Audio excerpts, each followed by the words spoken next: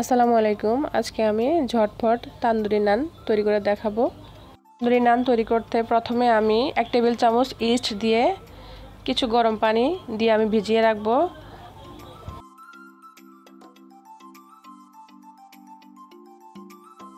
East যখন ফুলে উঠবে তখন আমি দিয়ে দিব 1 টেবিল চামচ চিনি, দিচ্ছি কিছু পরিমাণ গুঁড়া দুধ।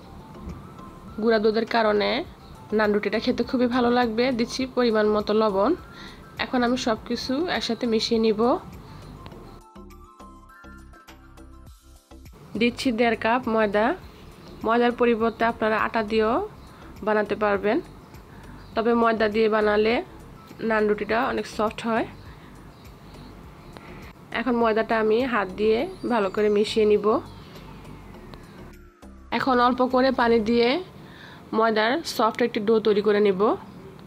দেখেন ময়দার ডোটা শক্ত হয় নাই, সফট একটি ডো হয়েছে। কিছু পরিমাণ তেল দিয়ে ডোর উপর মেখে ঢাকনা দিয়ে ঢেকে 30 মিনিট রেস্ট রেখে দিব।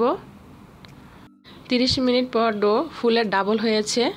এখন আমি ডো আলতো হাতে মেখে পরিমাণে নান বানাবো, সেই পরিমাণে লিচি কেটে রুটি বানিয়ে নিব।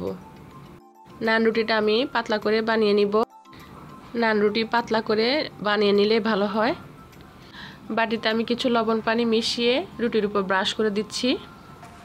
প্যান আমি আগের থেকে হাইটে গরম করে নিয়েছি। এখন আমি রুটি দিয়ে দিব।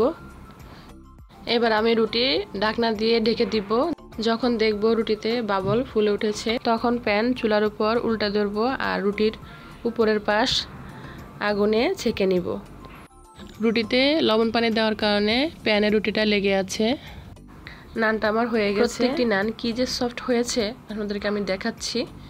দেখেন একদম সফট আর পারফেক্ট হয়েছে। বাসায় এভাবে ট্রাই করে দেখতে পারেন। দেখা হবে নতুন কোনো রেসিপিতে।